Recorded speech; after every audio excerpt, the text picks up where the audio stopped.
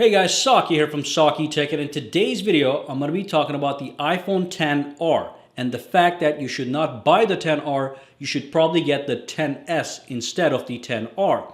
And of course I gave my reasons for this in my previous video if you have watched it, and in that video I said that the iPhone XR is a flawed product because even though it has powerful core components such as the A12 Bionic chip, a great camera, and even a great build quality, it does have a display that is not a premium display.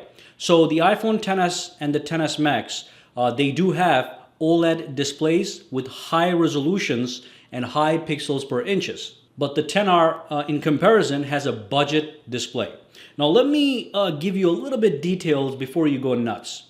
Now look at the iPhone 8 Plus. The iPhone 8 Plus has a 5.5-inch display, but it has a 1080p resolution. So it's got more pixels than the iPhone XR, so it means it's a sharper display. The iPhone XR is a 6.1-inch display, but it's got a 720p-ish, not exactly 720p, it's a little bit higher than that, but it's in that range. It's between 720p and 1080p. So it's in the middle of that number. So this phone has a 6.5-inch display, but it's got a non-1080p screen resolution. But the iPhone 8 Plus from last year has a 1080p display at a 5.5-inch display. Okay. So the question is, could Apple have embedded a 1080p display at least in the XR? Of course they could have, but they did not. In fact, it probably could have been an OLED display instead of an LCD display. And we know that the OLED displays are better than the LCD displays on every aspect: screen brightness, color contrast, color accuracy, and of course with the higher resolutions you also get sharper displays. So again, if you are buying an iPhone XR, I want you to understand that you're not getting a flagship smartphone, because every other flagship smartphone on the market has a high-end display. The Samsung Galaxy Note 9, the S9 and the S9 Plus, even the S8 and the S8 Plus from 2 years ago have a better display than the iPhone XR.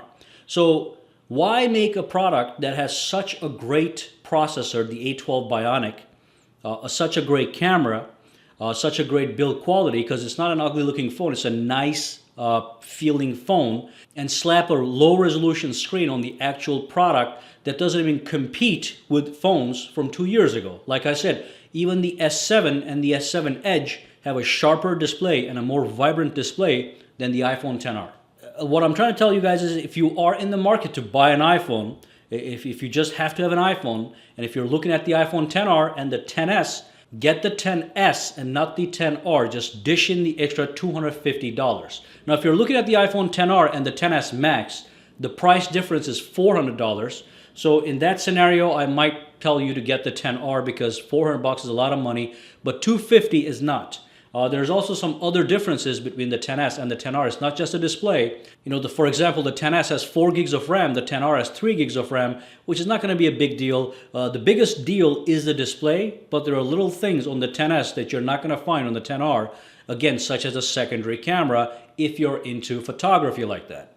But again, the main point, just remember this point, the iPhone 8 Plus has a 5.5-inch display and a 1080p resolution, but the iPhone XR has a 6.1-inch screen, but less than 1080p. Okay, that's, to me, is a problem.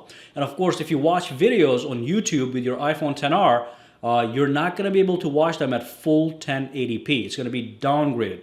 It's still going to say 1080p, but it's going to be downscaled to the resolution to match the resolution of the iPhone XR. And of course, some people think that I have not seen the iPhone XR. I have seen the iPhone XR. I have touched it. I've seen the display. I was not approached by Apple directly, because Apple is never going to approach somebody that they know is not going to say positive things about their product. And just to give you one example, let's talk about Unbox Therapy.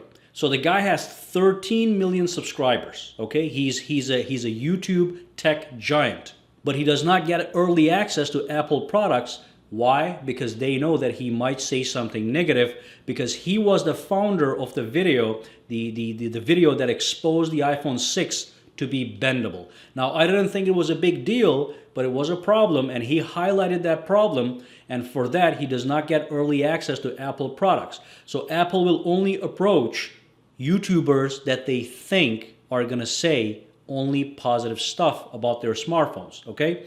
So let's not even go there that I don't have access to the iPhone XR. Now I do have access to other products through backdoor sources, but I simply cannot come and say I have it right now because that will be violating Apple's release date. Unless they give you express permission, you cannot show their phone on your videos or the video can be taken down. But anyway, in a couple days, actually tomorrow, you're going to see a real side-by-side comparison. I'm going to show you guys that the XS or the Note 9 looks so much better than the XR. So again, if you're buying the XR, you're not buying a flagship smartphone.